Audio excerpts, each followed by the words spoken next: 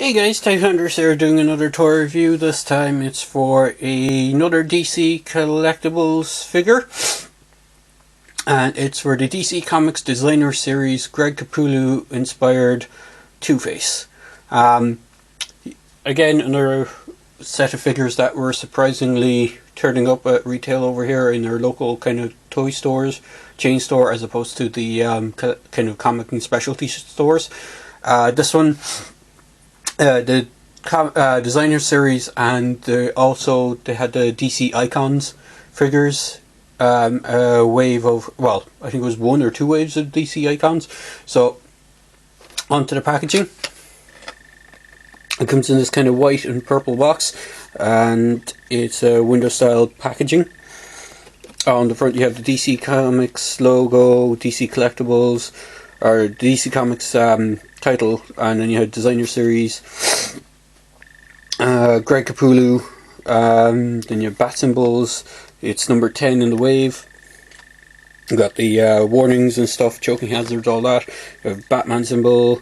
Then flipping around to the side you have artwork on the side of the box based on the character, and then you have DC Comics Designer Series, Greg Capullo, Two-Face, DC Collectibles. And flipping around the back, it has other figures in the way, which is Batman Zero Year, which I've seen a figure of, but not the same figure as DC Collectibles. I've seen a different one with the purple gloves. There's Two-Face, Batgirl, and Commissioner Gordon. I'm not sure if all of these are based on the same comics, but I'm assuming they're all based on the Greg Capullo artwork. So you got Batgirl, and it says down in the bottom, sculpted by Jonathan Matthews. And then just has the legalese kind of criteria on the front. And then on the back, just behind the figure in the packaging, you have a few imageries of the figures and a few bits of comic book stills from the comics. So that's pretty much it for the box. Now, I saw this at retail a couple of days ago, and I wanted to pick them up then, but I didn't have enough money on me to at the time to pick them up, so I went back and picked them up. Overall, he's a cool looking figure.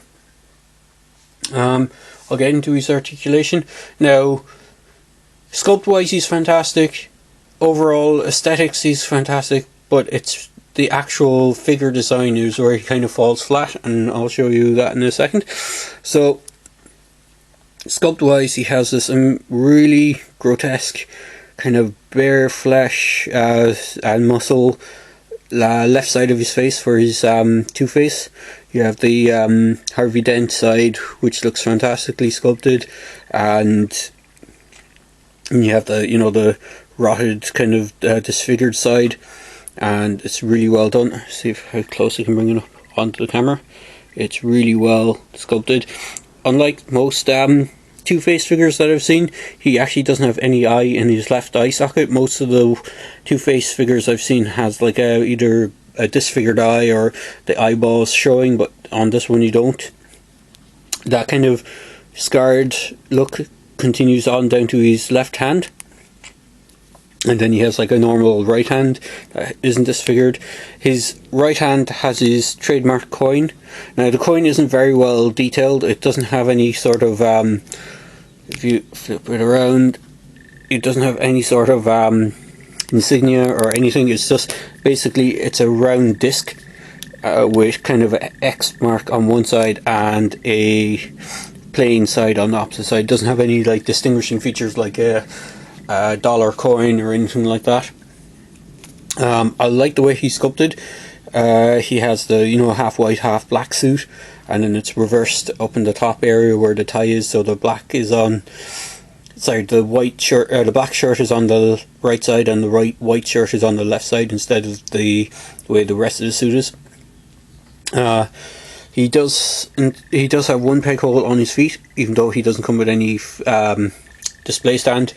And onto the articulation, his head is on a ball joint, so you get some great range of movement, 360, and kind of up and down in places. It's in his arms and legs is where he kind of falls flat. So His arms, upper arms, are only on swivel joints, so he has no out to the side or anything.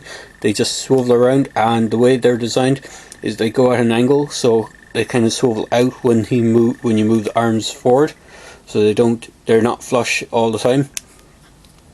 He has a cut just above the elbow, so you can swivel the lower wrist, and lower elbow. He has single jointed elbow, can get a good 90-degree bend. That's on both hands. The wrists are on the swivel, so the wrist can just rotate around. They have no in and out. He does have a waist swivel.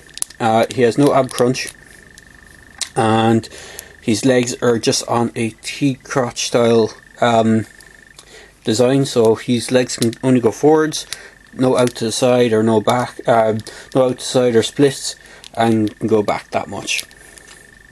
He does have a single jointed knee, and he can only bend that much. He doesn't get a full 90-degree bend on the knee. He does have a swivel in the boot, just because of the way the pants is sculpted. It kind of goes over his shoes. I like the detail they did on the shoes. Again, he has the white black motif going on, but he has these kind of loafers, kind of dress shoe loafers type things going on, as opposed to like boots or anything like that.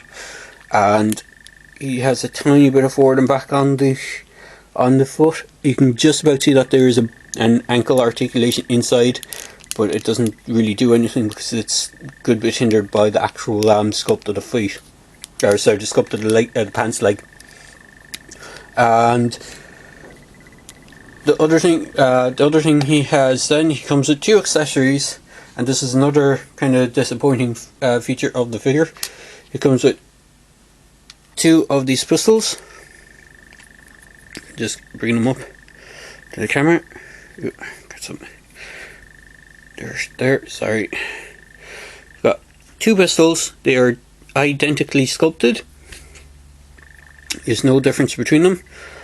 And one of the disappointing facts about this figure is, I'm not sure if it was intended, but this figure has no swappable hands.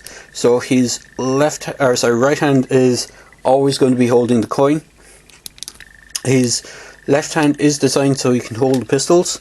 He does have a little bit of a trigger finger going on, so he holds them very, very loosely. If I can just get it into his hand.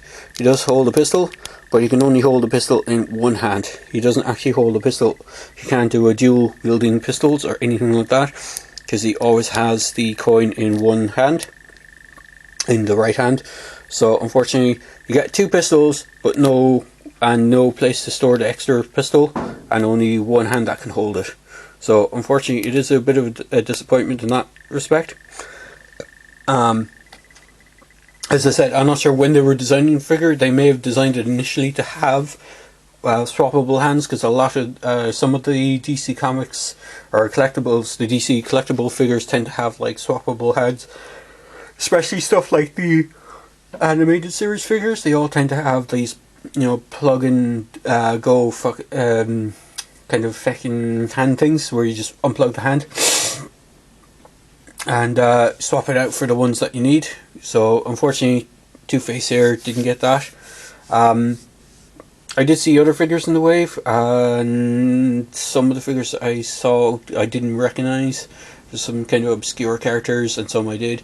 One of the other figures I might pick up is they did have a cool cyborg figure as well, so I might try and pick up him. I didn't see any of the other figures that are on the back of the box. It was just like, yeah, none of the figures like Batgirl or Commissioner Gordon or any of those were ones that I saw on the back of the box. They did have a cool Blue Beetle figure and a really kind of weird looking Superman figure. Again, he's probably one of the more modern comic book style of Supermans, but I didn't pick him up yet, or I'm not sure if I will or not. But I picked this guy up because I'm a big fan of Two-Face. I kind of liked his designs ever since I saw him in the animated series. He had that weird kind of bizarre mutated kind of left side face with the really big eye, and I thought that was kind of cool looking. But his comic book versions have been quite different over the years, and I did like how they did him in Dark Knight. Was it Dark Knight Returns? or Dark Knight Rises, the second Nolan film, and I thought that was really well done. So there you go, guys, just a quick video review for the DC Comics Designer Series Greg Capullo inspired Two-Face. So I do like this figure. I do kind of recommend getting him, but if you're disappointed with the articulation, I would suggest maybe there's other Two-Face figures out there that might be a bit more articulated. So I think the one from the Arkham Knight games is a bit more articulated, and there's a few other comic book inspired ones. So it's your own choice really, but I do like this figure, and it's the only Two-Face figure I've really seen over here in a long time. So it was kind of a will I or won't I vibe from him. So there you go, guys.